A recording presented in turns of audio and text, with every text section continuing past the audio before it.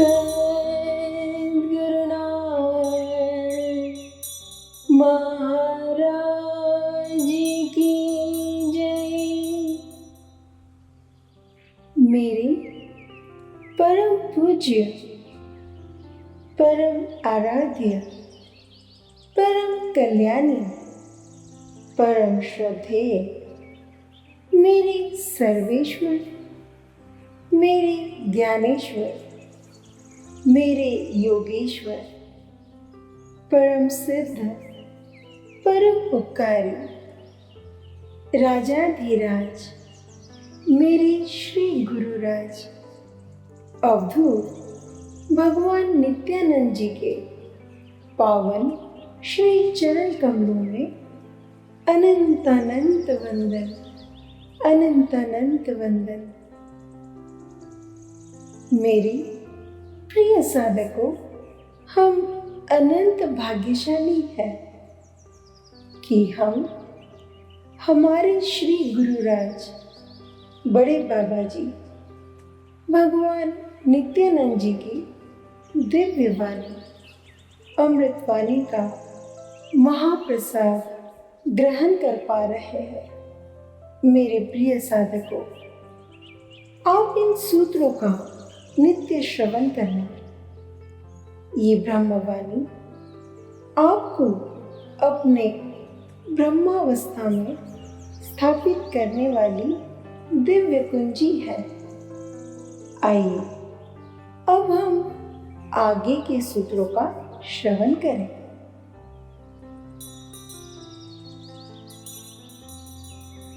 गुरु अपने शिष्य को कंटीले मार्ग से राजमार्ग की ओर ले जाते हैं।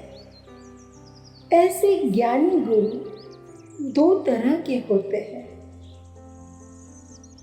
एक गुरु प्रारंभिक मूल ज्ञाता, दूसरे अनुषांगिक है।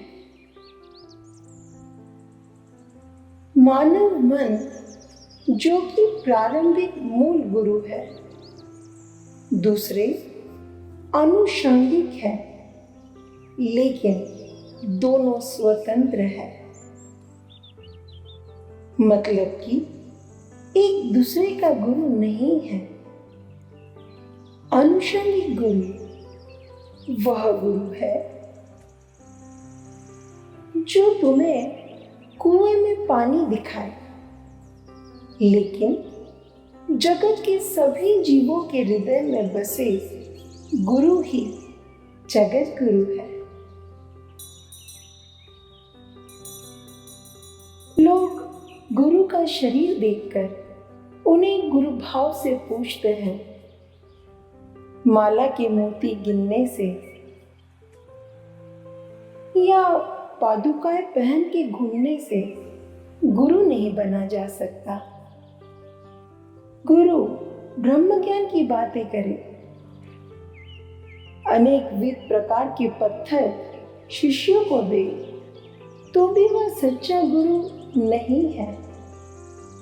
गुरु अपने शब्दों को कार्यों से चरितार्थ करे तो ही वे सच्चे गुरु हैं। सच्चे गुरु वही हो सकते हैं जो प्रथम अनुभव करें और अनुभूति करने के बाद दूसरे को ज्ञान देना शुरू करें।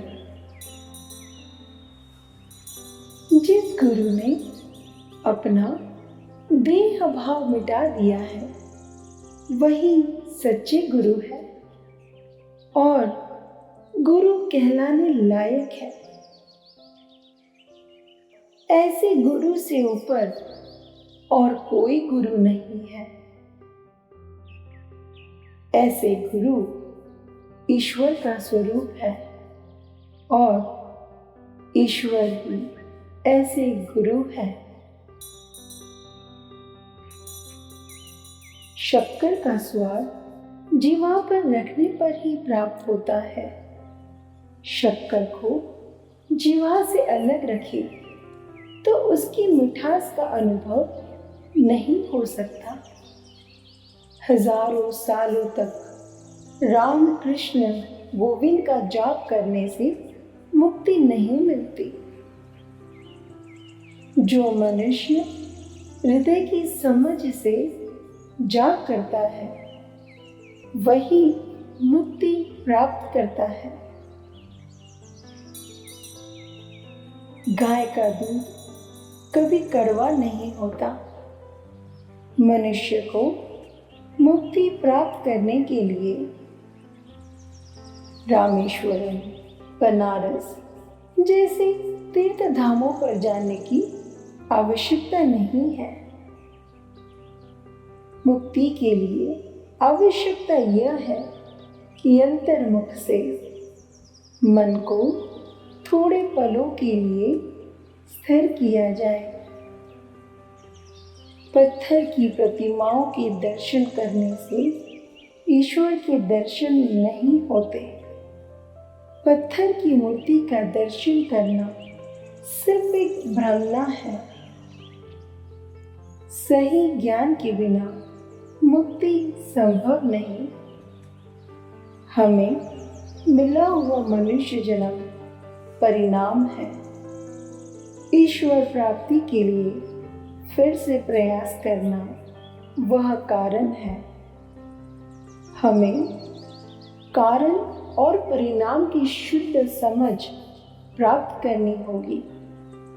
हमें अच्छे बुरे या सच्चे झूठे की समझ प्राप्त करनी होगी। यह सब समझने के बाद शांति प्राप्त करनी चाहिए। घर की दीवारों को दरवाजे ना हो तो उसे घर नहीं कहा जाता। पानी को गर्म करने के लिए अग्नि अनिवार्य है। वायु के बिना अग्नि प्रज्वलित नहीं होती। आहार और नींद के बिना मनुष्य थोड़े दिन जी सकता है, लेकिन प्राणवायु के बगैर थोड़े पल जीना भी संभव नहीं है।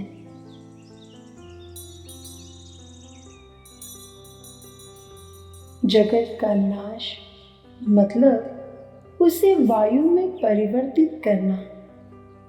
राजयोग ऐसे सिद्धांत का मूल है जिसमें सभी योनियां एक समान मानी जाती है। एकात्मवाद के सिद्धांत का अनुसरण करें तो विभिन्न भेद बुद्धि मिट जाती है। अनंत में कोई अंतिम व्यक्ति या चीज नहीं है। ज्ञानी के लिए कोई अज्ञानी नहीं है। अज्ञानी के लिए कोई ज्ञानी नहीं है। बच्चे माता पर हाथ उठाए तो भी माता उनको फेंक नहीं देती। मनुष्य को गुरु के शरण में जाने के बाद उनका त्याग नहीं करना चाहिए। मनुष्य का मन हिलते पानी में गिरते सूर्य के प्रतिबिंब की तरह हिलना नहीं चाहिए।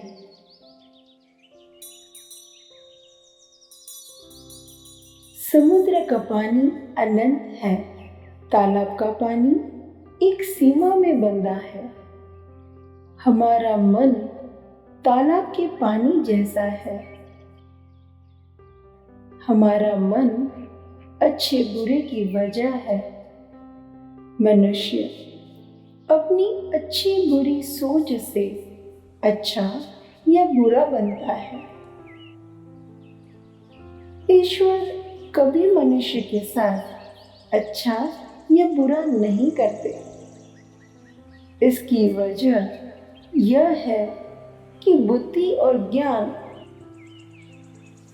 ऐसी दो दैवी शक्तियां मनुष्य को मिली है। अच्छी सोच वाले मनुष्य को छड़ी से पीटा जाए तो भी उसे कोई नुकसान नहीं होता। योग के बिना कर्म से मुक्ति पाना असंभव है। बाह्याचार से सच कर मूल सत्य को समझे बिना यदि कुछ भी करोगे तो भी कर्मों से मुक्ति नहीं मिलेगी।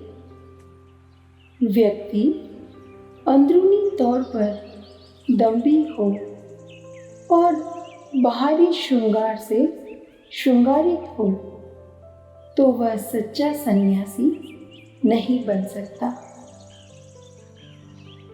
व्यक्ति जो सोचता है वही बोलना चाहिए। जो भी बोले वह उसके कर्मों में अभिव्यक्त होना चाहिए। आप जो कहते हो वो करो और कहो वही जो आप व्यवहार में भी अपनाते हो। ऐसा व्यक्ति ज्ञानी है। ऐसा व्यक्ति परमहंस है। वह योगी है। वही सच्चा सन्यासी है। जिसने इच्छाओं को जीता है वही सच्चा सन्यासी है। ऐसा इच्छा रहित मनुष्य सच्चा आध्यात्मिक गुरु बन सकता है। दूसरों की थाली में परोसा गया भोजन हमें नहीं खाना चाहिए। हमें अपना पात्र रखना चाहिए और भोजन करना चाहिए। ईश्वर ने सभी लोगों को शक्ति दी है। किसी को ज्यादा किसी को कम दिया है ऐसा नहीं है। ईश्वर ने सभी लोगों को निष्पक्ष रहकर शक्तियां दी है। सोचना, सुनना, सूंघना, देखना और स्पर्श की शक्ति सभी को समान रूप से दी है। जहां पर नाक है वहां पर आंख नहीं है। चलने के लिए पाँव ही चाहिए। हाथ से जो भी कार्य होता है वह दिमाग से नहीं होता। मनुष्य का मन विशाल आनंद का महासमुद्र है जिसके अंदर प्राणलिंग है जो कि मुक्ति का स्थान है। यह बात अनुभव से समझी जाती है। किताबों में इसका ज्ञान प्राप्त नहीं हो सकता। यह चीज मानव मन में गुप्त है। कोई भी पुस्तक अनेक अध्यायों से बनी हो ऐसा हो सकता है, किंतु उसमें जो ज्ञान है वह अविभाज्य है। पुस्तक अध्यायों में विभाजित है, किंतु ज्ञान एक अध्याय वाली पुस्तक है। जिन्हें साक्षात्कार नहीं हुआ उन्हें ज्ञान की किताबों का आधार आवश्यक है। लेकिन सिद्ध पुरुषों के लिए एक अविभाज्य की अनुभूति पर्याप्त है। मनुष्य जन्म के समय अपने हाथ में किताब लेकर जन्म नहीं लेता और अंतकाल में वह पुस्तक साथ में रखकर नहीं मरता। इस दोनों समय काल में उसे पुस्तक का आधार चाहिए। मानव जन्म के समय पूर्ण होता है और अंतकाल में भी पूर्ण होता है। मध्य समय में सर्वत्र रही माया की वजह से वह अशुद्ध होता है। सर्वव्यापक ईश्वर एक और अविभाज्य है। जहाँ से पानी बहता है वहाँ पर कीचड़ नहीं होता, वह जगह शुद्ध होती है।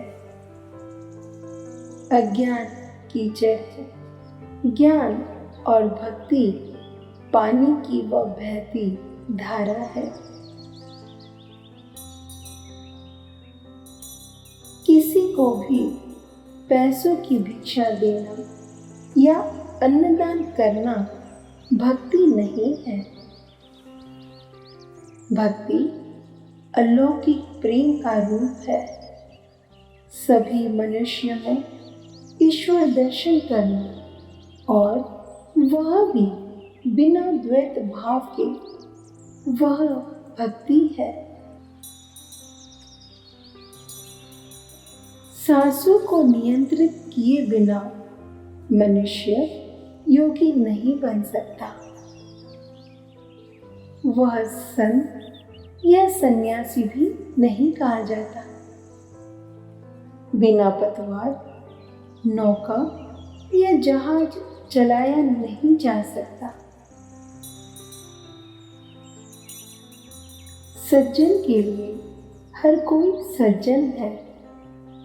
वह हर तरफ अच्छा देखता है। मनुष्य अपनी करनी से अच्छा बनता है। हम गन्ने का रस पीकर गन्ने का कूड़ा फेंक देते हैं। उसी तरह शरीर आत्मा का घर है। जब वह वृद्ध हो जाता है तब हम नया बनाते हैं। मानव शरीर पंछी के घोंसले की तरह है। आत्मा मानव शरीर में रहता पंछी नहीं है। घोंसला नष्ट हो सकता है, लेकिन घोंसले में रहता पंछी यानी आत्मा नष्ट नहीं होती है। मानव नाड़ियाँ एवं मज्जा तंतु भी मिट्टी के बने हैं। मनुष्य की नाड़ियों में बहता खून, वीर्य और मांस नश्वर है और उनका मृत्यु से नाश होता है। एक दिन भी स्नान न होने से बदबू आने लगती है। नश्वर होने की वजह से मानव शरीर का विश्वास नहीं किया जा सकता। मानव मन विचारों का सृजन करता है। स्थूल विचारों को नियंत्रित करने के बाद सूक्ष्म विचारों में मग्न रहे। उस स्थिति को निर्विकल्प समाधि कहा जाता है या विचार शून्य स्थिति कहा जाता है। हम तोते को बोलना सिखाते हैं, तब उसे पिंजरे में बंद करके रखते हैं और पाँव बांध देते हैं। हमें उसी तरह बुद्धि के बंधनों में मन को बांधना है। मनुष्य को अपने आत्म विकास के लिए ज्ञान प्राप्त करना है। नासिका को हाथ से पकड़कर और नेत्रों को ऊर्ध्वगामी करके एवं सांस को घड़ी की स्प्रिंग की तरह पकड़ के रखना सर्कस में होते खेल, सिनेमा के खेल समाधि नहीं कहलाते।